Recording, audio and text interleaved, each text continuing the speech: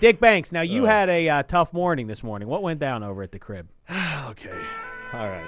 Little music. 6:30 this morning. I get up about 10, but 6:30 this morning. Please, 10. 9:30, 10, 12. The doorbell. You wake up to smoke a little weed and then go back to sleep for another 3 hours. That's right.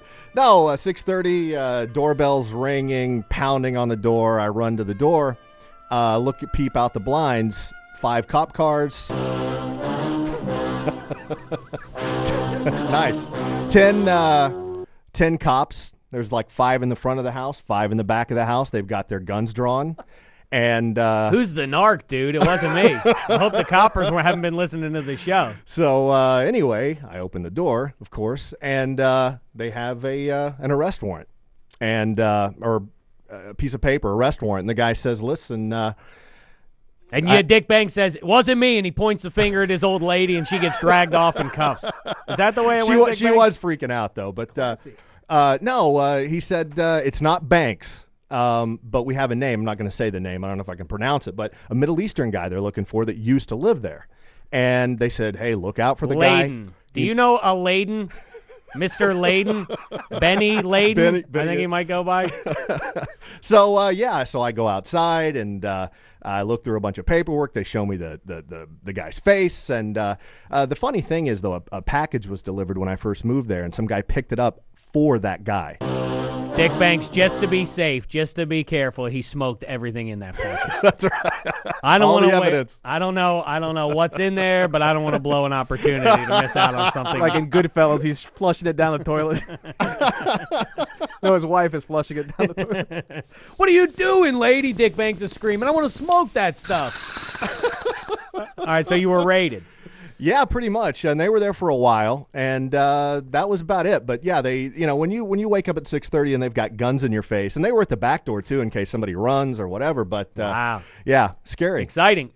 So the upshot is Dick Banks lives where Osama bin Laden used to live. All right, Burbank. That reminds me, as a matter of fact, when I was in college, some chums and we decided let's take a road trip. I don't know why we decided Cincinnati, of all places. I can't recall what led us. Somebody must have had – that must be what it was. Somebody knew I had a buddy there. We could stay at his place or something for the weekend. And we said, let's just get out of Bloomington, Indiana. It's, I think, a 3-hour drive or whatever. But the thing was, we were poor college students. We didn't have a bunch of loot to rent a fancy car, a big SUV or anything. So instead – I'm ashamed to say this was my idea. I said, you know what? Let's just rent a U-Haul and throw a couple of couches in the back of the U-Haul, and we can all just ride back there. What's the difference? All right, in hindsight, it was stupid. I didn't know. I thought it would be cheap. It was like $19.99 a day to rent the thing.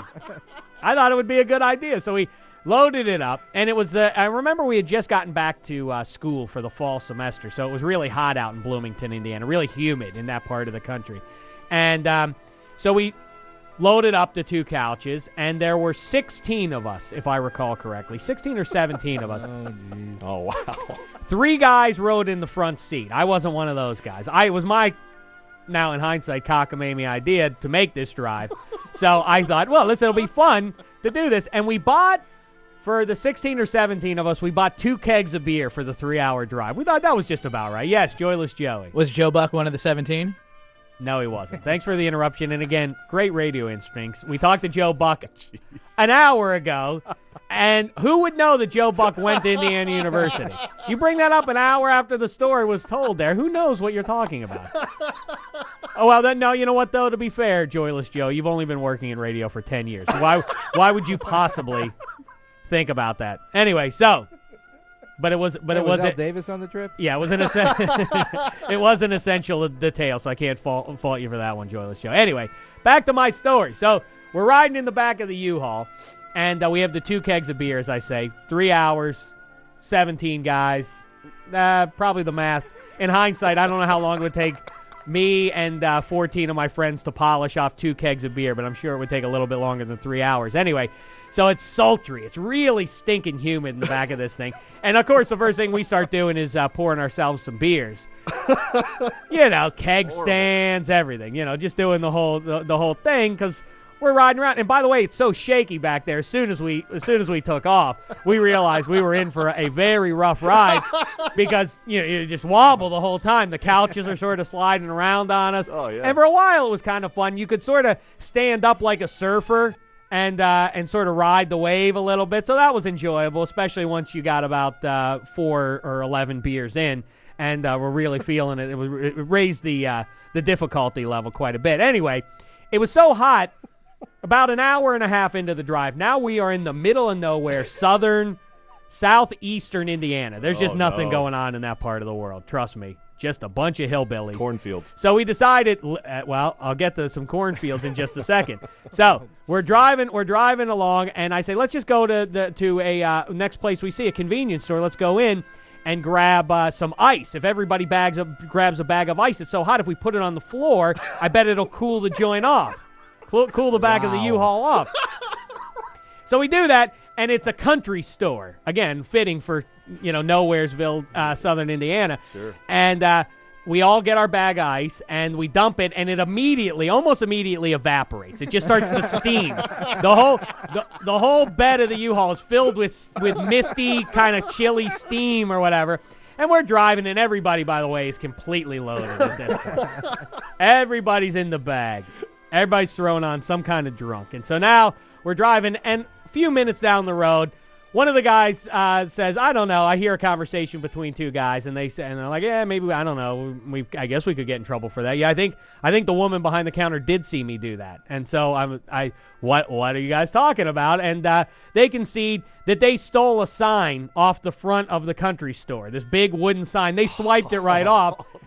And now we're talking. All right, now we're a bunch of drunken college students driving around what I have to imagine is illegal in the back of a U-Haul truck. Like I say, with 2 kegs of beer, we've just polished off one. We still are just making our way into the second keg there.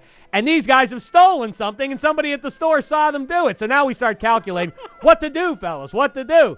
We say, we got to dump these kegs right now. We got to dump the sign, and we got to dump the kegs. I don't know what to do. What if the cops track us down? So we do. We stop the thing in the middle of the road, and we get out, and we throw both kegs, one of which is almost completely full, into the cornfields, along with the sign, and then we get in the car, and we start driving, and I'm telling you, it was no more than a minute. It couldn't have been a minute before you hear, woo! You hear the coppers behind us, and now the 3 guys in the front, it has one of those little windows, to the front, to the back, and so somebody's talking to them saying, like, what's going on? They're like, the cops are here. Well, no, just stay back there and stay quiet, and they slam the thing shut. You can barely make out a conversation going on between the cops and the 3 guys that were up front. You can barely hear what's going on. You hear a chopper overhead, though. You can hear a chopper overhead. Your mind is racing. What's going to happen? What's going to happen? And about 10 minutes after the conversation began, there was a knock. All right, we're opening up the back of the truck here. And the thing with that, flies up. It flies up. And there are no fewer than 15 cops with guns drawn, pointed into the back of the U-Haul, and a bunch of drunken losers on a road trip. And the guns they were not in a joking mood. You thought it would be fun, but they weren't kidding around at all. And then they jumped into the back of the truck. We were all ordered to stay put. They all jumped into the back of the truck and start milling around, checking everyone's IDs. Obviously, all of us are underage. So they're upset about that. And I turn next to me to my chum, Troy Dean. I turn to him. We're standing in the corner. We're all nervous. It's pretty tight quarters, probably 5 or 6 cops plus the 15 guys drunk back there. And I say to Troy Dean, I don't know what's going to happen here. And I look at him, and his back is to me. And I look at him, and he's urinating. He's peeing in the corner. The cops are in the back of the truck. What are you doing, man? The copper looked over my ID. He got a load of it, so I was 19 years of age or whatever I was. And then they declared, none of you are to ever pass through this part of the state of Indiana again. And not one of us got in any trouble for it. No one went to jail. Wow. They just said, keep going.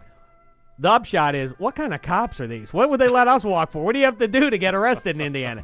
Anyway, all right. That story ran a little long.